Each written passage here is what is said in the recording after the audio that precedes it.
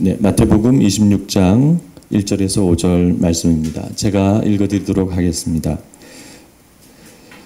예수께서 이 말씀을 다 마치시고 제자들에게 이르시되 너희가 아는 바와 같이 이틀이 지나면 유월절이라 인자가 십자가에 못 박히기 위하여 팔리리라 하시더라. 그때 대제사장들과 백성의 장로들이 가야바라 하는 대제사장의 관정에 모여 예수를 흉계로 잡아 죽이려고 의논하되 말하기를 밀란이 날까 하노니 명절에는 하지 말자 하더라. 아멘. 네, 이 말씀을 가지고 6월절의 십자가라는 제목으로 말씀을 나누고자 합니다. 종말에 대한 긴 말씀을 마치신 예수님은 제자들에게 문득 6월절을 언급하십니다. 이틀이 지나면 6월절이라. 그리고 예수님은 이 6월절에 자신이 십자가 죽음을 당할 것이라고 말씀하십니다. 인자가 십자가에 못 박히기 위하여 팔리리라. 얼핏 지나칠 수 있는 이 예수님의 말씀은 사실 중요합니다. 지금 예수님은 자신의 죽음과 6월절을 직접 연결하고 계시기 때문입니다. 우리는 흔히 우리 죄 위에 돌아가신 예수님을 가리켜 말할 때 6월절 어린 양이라고 그렇게 합니다. 그것은 예수님이 6월절 양 잡는 날에 6월절 양처럼 십자가에 달려 돌아가셨기 때문입니다. 예수님은 왜 그날에 6월절 양처럼 그렇게 돌아가셨을까요? 이것은 우연일까요? 혹은 예수님의 의도이자 하나님의 계획일까요? 겉으로 보기에 그것은 우연처럼 보입니다. 그날 밤 예수님을 체포하고 그날 아침 예수님을 십자가에 못 박은 것은 대제사장과 장로들의 결정이었기 때문입니다. 그날 밤 그들은 대제사장 가야바의 호출로 대제사장의 관정에 모였습니다. 그것은 정식 사내들인 공회가 아니라 비상회의였죠. 거기서 그들은 예수님을 죽일 날짜를 모색하면서 이렇게 말합니다. 밀란이 날까 하노니 명절에는 하지 말자. 6월절은 유대 3대 절기 중에서도 가장 크게 지키는 명절입니다. 예루살렘의 평소 인구가 한 3만 명 정도 된다고 하는데 그때에는 그 5배, 6배의 사람이 몰려들었습니다. 그리고 그때는 당연히 예수님의 출신 지역인 갈릴리 지역 사람들도 많이 올라왔죠. 그래서 대중적인 인기와 대중 지도자로서의 잠재성을 가진 예수님을 그런 명절에 체포한다는 것은 매우 위험한 일이었습니다. 그래서 그들은 밀란이 날까 하노니 명절에는 하지 말자 그렇게 의논합니다. 그러나 예수를 명절 기간 내내 예루살렘에서 그냥 방치해 둔다는 것도 그들 입장에서는 사실 매우 어려운 일이었습니다. 더 많은 지지자들이 모일 것이고 예수님의 명성은 더 높아질 것이고 그리고 명절이 끝나면 예수님은 예루살렘을 떠날 것이기 때문입니다. 그래서 그들이 이 명절에는 하지 말자라는 이 말은 지켜지지 못하는 빈말이 되었습니다. 그들은 이틀 후에 한밤중에 예수님을 전격적으로 체포하고 그리고 6월절 양 잡는 날, 즉 금요일 아침에 예수님을 십자가에 처형하였습니다. 그래서 어떤 분들은 이 명절에는 하지 말자는 이 말이 실제로는 명절 무리가 있는 곳에서는 하지 말자라는 뜻이라고 생각을 합니다. 네, 저도 그렇게 생각이 됩니다. 그들은 말을 잘못한 것이 아니라 단지 표현을 그렇게 했을 뿐인 것 같습니다. 그들은 어쨌든 이번 기회에 예수님을 잡아서 처형하려고 했던 것 같습니다. 아무튼 이렇게 해서 예수님은 그들이 정한 날에 체포되어 십자가에 돌아가시게 되는데 그날이 바로 6월절 양 잡는 날, 즉 금요일이었습니다. 그래서 예수님은 그날 그렇게 돌아가신 것이 표면적으로는 우연입니다. 그날은 예수님이 결정하신 것이 아니라 대제사장과 장로들과 사내들인 공회가 결정했기 때문입니다. 그러나 우리는 그날이 그렇게 선택된 것은 예수님의 의도이자 하나님의 계획인 줄 믿습니다. 왜 그럴까요?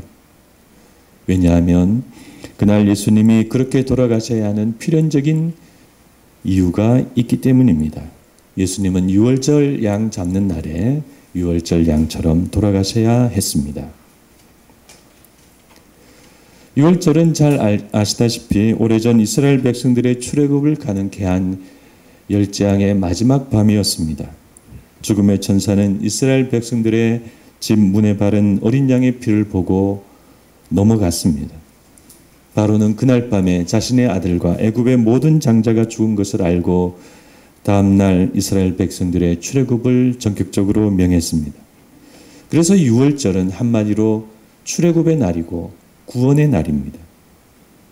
그런데 이 유월절의 의미가 구원 하나만은 아닙니다. 또 다른 의미가 숨겨져 있습니다. 또 다른 의미는 이스라엘 백성들이 각자 자기들의 집 문에 바른 그 어린 양의 피에 숨겨져 있습니다. 그것은 바로 언약이라는 의미입니다. 어떤 언약일까요? 네, 하나님은 그들을 단지 애굽에서 구원하여 자유와 해방을 주시려는 것만이 아니라 그들을 구원하신 후에 언약을 맺어서 친히 자기 백성으로 삼으시려는 것입니다. 하나님은 그들의 하나님이 되시고 또 그들은 하나님의 백성이 되는 것입니다. 그래서 하나님은 그날 그 구원을 특별히 어린 양의 피를 통하여 행하셨던 것입니다. 물론 하나님께서 이스라엘 백성들과 정식으로 언약을 맺으신 것은 나중에 시내산 앞에였습니다. 그러나 그 언약의 의미는 어린 양의 피를 통해서 이미 유월절 안에 있었다 할 수 있습니다. 그래서 이렇게 구약의 유월절을 우리가 생각해 보면 이 유월절의 의미는 두 가지입니다. 구원과 언약입니다. 그런데 지금 예수님께서 바로 그런 의미를 지닌 유월절을 언급하시면서 그 유월절에 자신의 죽음이 이루어질 것을 말씀하고 계신 것입니다. 그러면 이렇게 말씀하시는 예수님의 뜻이 무엇일까요? 네, 자신의 죽음과 유월절은 서로 깊은 관계가 있다는 것입니다. 즉 예수님의 십자가의 죽음은 그 옛날 유월절을 계승한 새로운 유월절이 된다는 말씀입니다. 자신의 죽음으로 새로운 출애굽과 새로운 구원을 이루고 새로운 이스라엘 백성을 만들고 나아가 자신의 피로 그들과 새로운 언약을 맺겠다는 뜻입니다. 그래서 예수님은 그 목적을 위해서 반드시 유월절 날에 유월절 어린 양으로 돌아가셔야 했습니다. 예수님은 유월절을 기다리고 계셨고 그날을 바라보고 계셨습니다. 그러므로 예수님께서 유월절에 돌아가신 일은 필연적인 사실로 그렇게 꼭 성취되어야 하는 영적인 일이고 하나님의 계획이었습니다. 이런 점에서 우리 기독교의 십자가는 새로운 유월절을 상징하는 것으로 우리의 새로운 구원과 새로운 언약을 의미한다고 할 수 있습니다. 그런데 대개 우리는 예수님의 죽음과 십자가를 우리가 생각할 때 대체로 그 의미를 구원 하나로만 이해하는 경향이 있습니다. 예수님께서 나를 구원하시기 위해서 그렇게 십자가에서 모진 고통 받으셨다.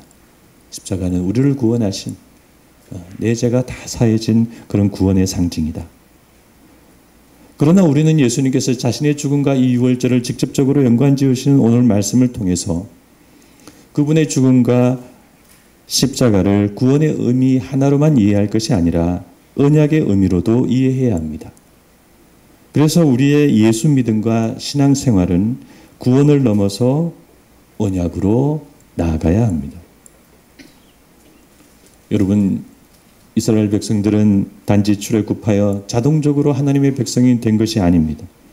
그들은 유월절 어린 양의 피와 그리고 시내산 앞에서의 총회를 통해서 하나님의 백성이 되기로 하고 하나님과 언약을 맺고 그렇게 하나님의 백성이 되었습니다.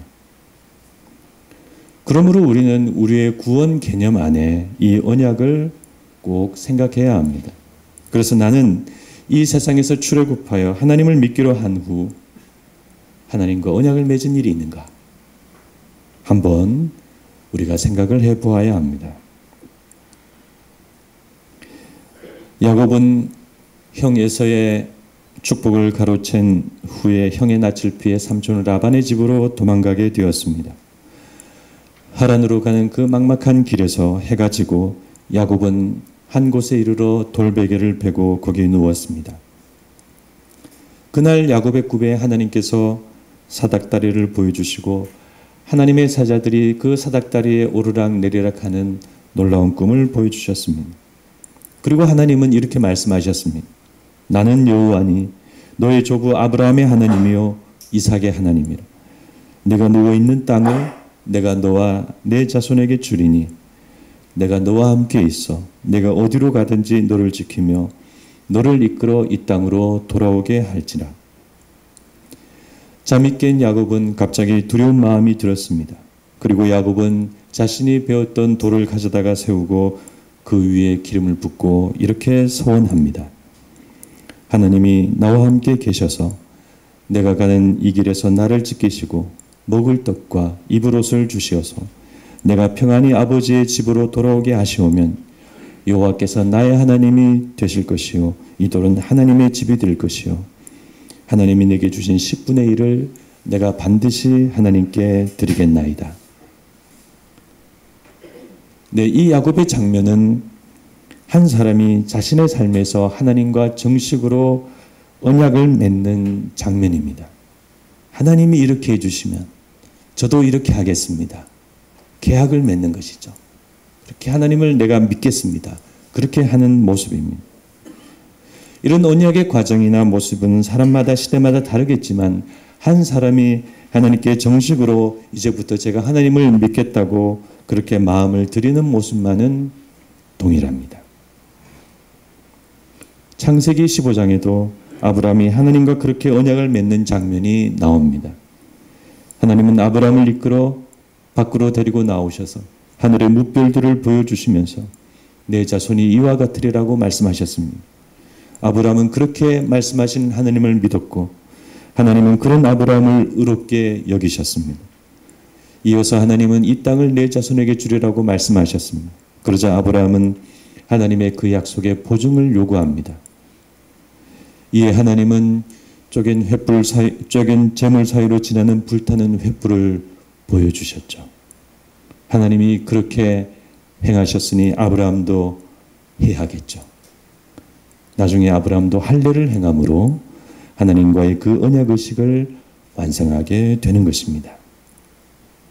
이렇게 사람마다 시대마다 다 다르지만 사람이 하나님을 믿기로 하면 그냥 믿는 것이 아니라 하나님과 자신 사이에 정식으로 이렇게 언약을 맺는 사건이 있어야 합니다. 그런데 최근에 우리 교회들이 이런 부분을 잘 가르치지 않는 것 같습니다. 우리의 구원에는 이렇게 하나님과 우리가 정식으로 언약을 맺는 것이 있는데 최근 우리의 구원은 이런 것이 많이 빠져 있습니다. 그래서 요즘에는 그냥 교회를 다니고 그냥 하나님을 믿는 신자가 많이 있습니다. 그러다가 조금 어려운 일이 생기고 조금 바빠지고 조금 마음에 상처받는 일이 생기면 그만 신앙생활을 소홀히 합니다. 그러다가 교회를 결국 떠나거나 신앙생활을 아예 그만두는 경우도 생기는 것 같습니다. 어떤 교회에 두 권사님이 있었는데 하루는 모임을 하다가 수박 그릇을 가운데 두고 두는 문제를 가지고 서로 다투게 되었다고 합니다. 두 분이 앉은 자리에 가운데 수박 그릇을 두지 않고 한 권사님이 자기 쪽으로 그것을 둔 것입니다. 그래서 그 일로 그만 마음이 상한 두 분이 서로 다투고 교회에 나오지 않고 목사님이 신방을 하고 해도 소용이 없고 그렇게 교회를 떠나셨다고 합니다. 여러분, 우리가 하나님을 믿는 것, 예수님을 믿는 것, 그것은 우리의 모든 것을 걸고 믿는 것입니다. 작은 일로, 작은 문제로 신앙을 그만두거나 교회를 떠나는 것은 어쩌면 신앙이 무엇인지 잘 모르는 것이 아닌가 생각됩니다. 우리가 오래 하나님을 믿었다고 그것이 잘하는 것이 아닙니다.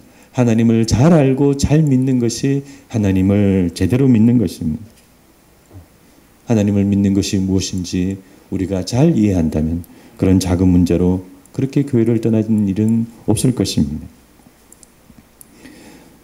그러므로 여러분, 여러분의 구원을 생각하실 때 내가 하나님의 은혜로 구원받았다만 생각하지 마시고 내가 하나님과 언약을 맺었는가 그것을 생각해 보시기를 바랍니다. 여러분은 정식으로 하나님을 믿기로 결단하고 그렇게 여러분이 결단한 마음을 하나님께 올려드린 일이 있으십니까? 그래서 그렇게 올려드리고 난 후에 언약을 맺고 난 후에 이제부터 하나님은 나의 하나님이 되어주시고 나를 지켜주십시오. 그렇게 하신 일이 있습니까? 여러분, 하나님은 그런 분명한 것을 좋아하십니다. 네. 그러면 여러분 많은 것이 달라질 것입니다. 왜냐하면 하나님은 언약의 하나님이시기 때문입니다. 그 언약대로 신실히 여러분을 인도해 주실 것입니다. 그리고 여러분도 하나님을 정식으로 믿기로 하고 하나님을 믿기 때문에 굳건한 좋은 신앙이 될 것입니다. 오래전 저도 야곱처럼 인생의 막막한 길에서 하나님께 기도를 드린 일이 있었습니다. 내 생각대로 내 계획대로 대학을 졸업하고 회사에 취직하고 열심히 길을 걸어왔는데 그만 길이 보이지 않는 어떤 순간이 왔습니다. 물론 저는 모태신앙이고 한 번도 교회를 빠진 적이 없는 사람이었죠. 한 번은 겨울에 회사 선배와 설악산에 갔다가 주일 예배 빠지는 것이 마음에 걸려서 토요일 혼자 부산으로 내려왔습니다. 한 번은 또 지리산에 갔다가 토요일 버스 막차를 놓치게 되어서 주일 아침 부랴부랴 첫 차를 타고 출발해서 오후 청년 예배에 간신히 참석하기도 했습니다. 그런데 그런 제 자신이었지만 제 속에는 제 인생을 제 생각대로 살고 싶은 마음이 있었습니다. 저는 큰일을 하고 싶지 않고 다만 저 혼자 실속 있는 삶을 살고 싶었습니다. 그런데 회사 생활 도중에 저는 막다른 길에 부딪히게 되고 하나님께 정식으로 기도드리게 되었습니다. 여기서 인도해 주시면 하나님의 뜻대로 살겠습니다. 그래서 돌아보건대 저의 그 기도는 야곱의 기도와 같았던 것 같습니다. 물론 이후에 그것을 까맣게 잊고 산 적도 많았죠. 그러나 하나님께 정식으로 그런 기도를 드리고 하나님을 믿은 사실은 언제나 제 안에 있다 할 수 있습니다. 여러분, 하나님과 언약을 맺으시기를 바랍니다. 예전에 우리 교회들 안에 순수한 부흥회가 많이 있을 때 목사님들은 그런 믿음의 초청을 자주 하시곤 했습니다. 지금 이 시간 하나님을 믿기로 결단하시는 분은 앞으로 나오시기 바랍니다. 네, 아마 우리 유 목사님과 우리 이 목사님께서도 찬양 집회를 인도하실 때 그런 초청을 많이 하셨을 것 같습니다. 지금은 이런 초청이 많이 사라졌죠. 많이 아쉬운 일입니다. 근데 여러분, 이 하나님과의 이 언약은 누구의 권유가 아니라 본인 스스로 하나님과 맺어야 합니다. 영적 기도를 따라하라고 해서 따라하거나 앞으로 나오라고 해서 나오는 그런 것이 아니라 자기가 직접 마음을 담아서 하나님께 기도하시고 서원하시고 그렇게 언약을 맺어야 하는 것입니다. 그러면 그렇게 언약을 맺으면 어떻게 되는가? 언약을 맺었다면 이제 하나님과 나 사이에는 그 하나님의 언약이 작동합니다. 내가 하나님께 신실하고 하나님을 떠나지 않는 이상 하나님도 언제나 내 곁에 계시고 나와 함께 해주십니다. 나는 하나님의 소유된 백성이자 하나님의 존귀한 자녀가 되었기 때문입니다. 그래서 내가 사망의 음침한 골짜기로 다닐지라도 해를 두려워하지 않는 것은 주께서 나와 함께 하십니다. 네, 그 말씀이 이루어집니다. 물론 기계적으로 그렇게 다 된다는 것은 아닙니다. 어려울 때도 있고 안 될 때도 있죠. 그러나 하나님의 보이지 않는 손길과 하나님의 보이지 않는 은혜가 있습니다. 그 손길과 은혜로 우리를 항상 지켜주십니다. 제가 작은 꿈을 가지고 개척을 하였을 때 1년간 교인이 없었습니다. 그저 우리 가족끼리 예배를 드렸습니다. 네, 1년간 그렇게 했다면 답이 나온 것이죠. 예, 실패이죠. 저는 실패를 받아들이고자 했습니다. 그래도 하나님께 순종했다고 말할 수 있기 때문에 마음은 편했습니다. 그런데 간간히 돌렸던 전도지 때문에 몇몇 그룹홈 아이들이 나오기 시작했고 그렇게 교회 모임은 계속 진행하게 되었습니다. 저희 가족하고 그 아이들하고 드리는 예배, 그러나 그 모습도 그리 희망적이지는 않았습니다. 그런데 제가 그때 한 가지 이상한 것을 발견하였습니다. 교회 개척은 안 되고 교인들은 아이들밖에 없었지만 이상하게도 저와 저희 가족이 평안했습니다. 우주나 주에도 아프지 않고 잘 자라고 저와 집사람도 별다른 어려움이 없었습니다. 돈이 별로 없었지만 생활하는데 또 돈도 별로 들지 않았습니다. 별일이 안 생기고 파도가 없는 어떤 잔잔한 호숫가를 미끄러지는 듯한 그런 느낌이 들었습니다. 제가 그런 저의 모습을 발견하고 하나님의 보이지 않는 손길이 아닌가 그렇게 생각이 되었습니다. 저만의 생각이고 저만의 느낌일까요? 그런데 저는 그것이 어쩐지 하나님의 신실하신 그런 손길 같았습니다. 그저 저의 작은 마음에 새로운 설교를 하고 새로운 교회를 하고 싶고 참 부족한 신실하지만 하나님은 더 크신 신실하심으로 보살펴 주신 것이 아닌가 저는 지금도 믿습니다. 하나님이 말씀하시고 성경이 말씀하고 기독교가 말하는 절대적인 진리 하나가 있습니다. 우리가 하나님을 믿는 한 하나님은 우리를 절대로 버리지 않습니다. 우리가 하나님께 최선을 다하는 한 하나님도 우리에게 최선을 다하십니다. 예전에 한때 언약신학이라는 것이 유행했습니다. 그 언약신학은 언약에서 하나님만을 강조하고 우리 자신의 모습을 강조하지 않는 단점이 있었습니다. 언약은 쌍방적인 것인데 우리가 해야 할 일은 강조하지 않은 채 하나님이 하시는 그것만을 강조한 것입니다. 여러분, 그런 신학은 잘못된 신학입니다. 그래서 그것은 지금 많이 사라졌습니다. 말씀을 맺고자 합니다. 예수님께서는 오늘 본문에서 자신의 죽음과 유월절을 연결하고 계십니다. 자신의 십자가와 유월절을 연결하고 계십니다. 그래서 예수님의 십자가는 유월절의 의미를 담고 있는 유월절의 십자가입니다. 유월절은 구원이자 언약입니다. 유월절은 하나님이 우리를 구원하시고 또 우리가 하나님과 피로써 언약을 맺는 날입니다. 그러므로 우리는 그분의 십자가가 그런 십자가인 줄 알고 그분의 구원을 받고 그분과 언약을 맺어야 합니다. 아무쪼록 드레피 믿음찬 우리 성도님들은 하나님과 언약을 맺으시고 하나님과 깊은 언약적 관계로 들어가시기를 바랍니다. 하나님은 언약의 열정적인 분이시고 자신의 언약을 천대까지 지키시는 분이십니다. 기도하시겠습니다.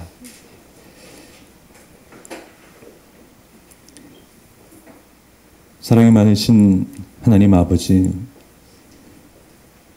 오늘 예수님은 제자들에게 자신의 죽음과 유월절을 처음으로 언급하셨습니다.